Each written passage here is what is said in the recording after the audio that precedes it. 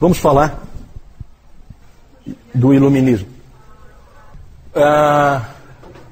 Iluminismo e romantismo.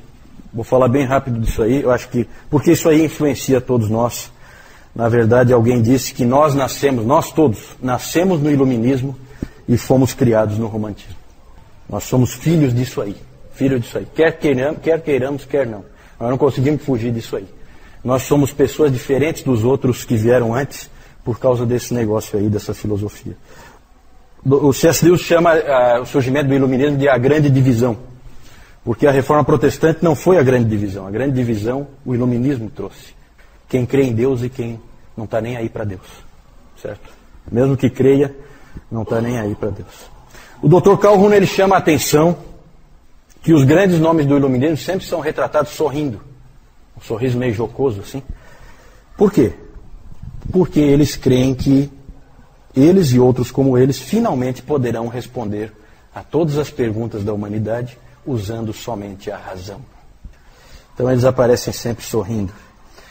É claro que o avanço científico daquele período, século XVII, século XVIII, principalmente século XVIII, trouxe essa percepção. É o período de muitos cientistas de destaque, como o Isaac Newton, né, um cientista fundamental para a humanidade.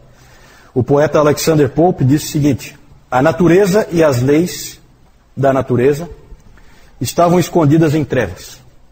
E Deus disse: haja Newton, e tudo tornou-se luz. Não sei se é uma referência ao irmão ali, acho que não. Deve ser o Isaac Newton, né? Deve ser o Isaac Newton. Mas eu cheguei a considerar a possibilidade. Não, para marcar um pontinho, né? Marcar um pontinho. Gente, a influência do iluminismo é o racionalismo de Descartes, né? Descartes, francês, e o empirismo de John Locke. Na verdade, parecem coisas contraditórias essas duas linhas filosóficas. O racionalismo, ele é do continente e o empirismo é das Ilhas Britânicas, certo? O Descartes, ele é bem conhecido, né? Ele tem aquela famosa frase, quem é que sabe a famosa frase do cogito ergo sum? Como é que é em português? Penso, logo existo. Né? Porque o racionalismo do Descartes, a ideia dele foi a seguinte: será que ele podia partir da mente dele e aí conceber todas as coisas partindo da sua própria mente e aí construindo racionalmente todas as ideias que existem? Foi isso que ele fez, partir da própria mente dele. Né? Penso, logo existo, e daí eu parto. E o empirismo parece o contrário, né? Porque o empirismo é assim, ele começa do que existe. Eu aprendo com o que existe. A minha mente recebe aquilo que ela vê, aquilo que ela experimenta. Certo? Parecem contraditórios, mas chegam no mesmo lugar. O que falta aí nesses modelos filosóficos? Né? Todos eles trabalham o conhecimento. Mas o que falta? Deus. O homem, tanto faz racionalismo ou empirismo, é o homem que conhece por seus próprios meios, não precisando de nenhuma ajuda externa. Então Deus está jogado na lata do lixo aí nesses modelos. São abordagens diferentes, mas chegam ao mesmo ponto. Do iluminismo surgiu uma nova forma de religião a que se dá o nome de deísmo. Era uma religião racional. Certo? Deus criou todas as coisas e foi embora. É o grande arquiteto do universo. Certo? É o relojoeiro que deu corda no relógio e foi embora. E agora o homem é senhor da criação e é ele que vive, não existe relacionamento com esse Deus. Isso é o deísmo. Os expoentes aí do iluminismo são Voltaire, Diderot, Thomas Jefferson, dos Estados Unidos, né? O Isaac Newton, numa linha mais científica, né? Antes eu coloquei ali o Isaac Newton, ele sempre se disse cristão, só que ele recusou a administração da extrema-unção, ele recusou, o que foi estranho, e há hoje pesquisas mostrando que ele, na verdade, era um herege disfarçado. Ele acreditava em várias doutrinas heréticas. Então tome um pouco de cuidado quando você sai afirmando que Newton, o grande Isaac Newton era cristão e tal, né? Cristão, mais ou menos. Né? Cuidado, não força demais, né? Porque alguns indícios mostram que ele tudo isso possível, tá? Pode ser que ele tenha feito parte dos Rosa Cruzes também, né? Mas ele realmente, ele era inclusive um teólogo, ele escreveu um comentário do livro de Daniel, ele lia a Bíblia, certo? Mas não sei se era um cristão nascido de novo. Não vou entrar em detalhes aí. Junto com o iluminismo, veio um irmão rebelde, o romantismo. O romantismo, ele começou, se acha, né, que começou quando Jean-Jacques Rousseau, ele estava numa ilha, diante de um lago, e de repente ele sentiu que ele era um com a natureza. Alguém disse que o romantismo é sinto, logo existo. Certo? É um contraponto, é o sentimento, né? Então, no século XVIII, os filósofos fazem uma separação entre mente e coração. Separação que não existia antes. Hoje todos nós temos separado a nossa mente do nosso coração. Certo? Porque nós fomos, como aquele sujeito disse, nós nascemos no iluminismo e fomos criados no romantismo. Certo? Nós somos filhos disso.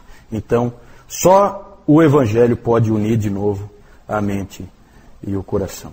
O iluminismo sempre trabalha a mente e a razão e acaba caindo no deísmo. E o romantismo aponta sempre para o coração, para as emoções, e acaba caindo no panteísmo. É para onde ele vai, panteísmo.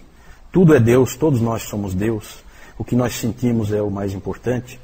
Para o romantismo, o grande intérprete do mundo não é o teólogo, nem o filósofo. O grande intérprete do mundo é o artista.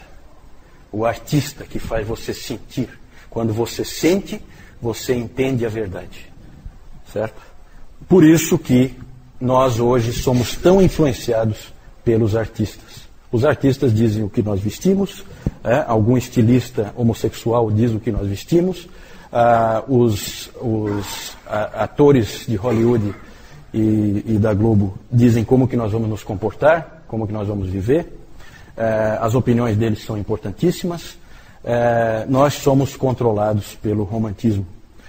E no iluminismo, nós ignoramos Deus diante dos problemas. Qual foi a última vez em que houve um problema lá na sua empresa e as pessoas se uniram para orar porque o problema tinha aparecido? Nunca. Certo? Nunca. Isso é inconcebível antes do iluminismo. Certo? Não existe.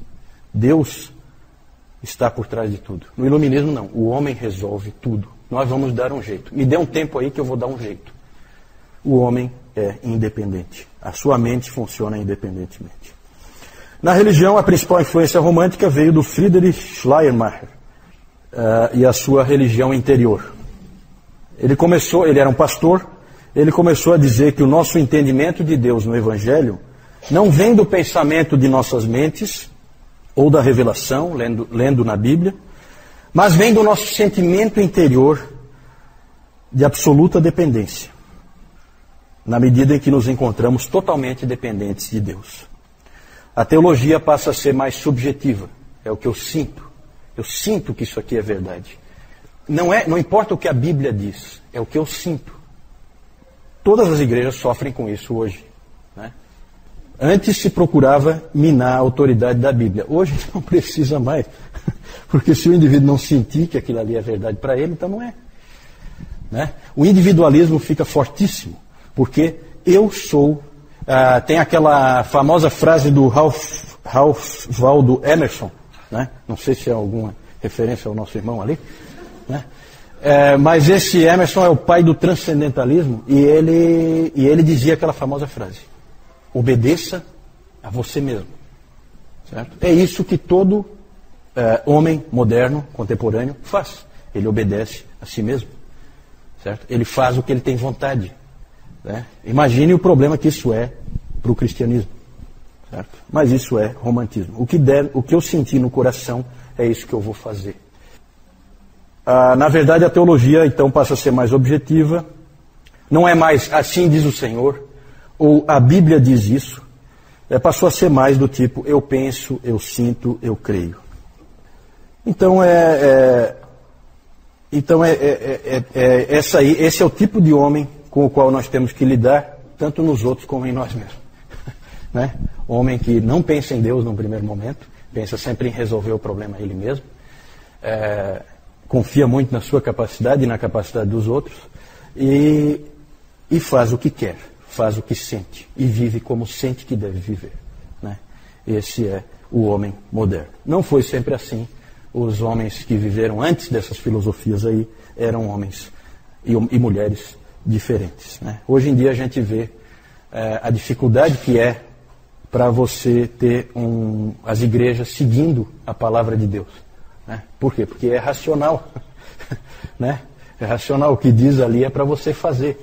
Ah, não, mas eu sinto assim, eu sinto assado. Né? Quantas vezes o Nilton tem que vir aqui falar de questões do casal, do marido ter que assumir a liderança da família, numa família puritana? Isso é garantido, eles não são iluministas, e nem românticos.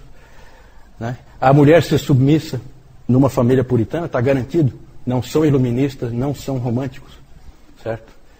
É outro tipo de pessoa. Isso vai acontecer naturalmente. Hoje é difícil. Hoje você pega um livro cristão que fala, por exemplo, sobre o casamento, e aí vem ali dicas de como que o casal deve se relacionar. E aí você vai ver, maridos, elogiem sempre as suas esposas, nunca critiquem. Como diz a Bíblia, né? Né? Recomendações assim esquisitas que vêm da psicologia, nunca vieram desse livro, né? Mas que são assim estranhas, mas que na verdade falam assim, olha, é assim que você lida com a sua esposa, que é iluminista e romântica. De outra maneira você vai ter um problema muito sério.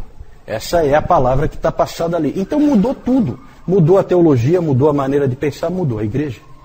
Por isso que a gente tem que falar um pouco de iluminismo e romantismo, porque nós somos pessoas comuns, mas as filosofias em voga nos afetam e nos afetam muito, e a gente nem percebe, porque a gente já nasce dentro dela. Né? Então a gente não tem como saber.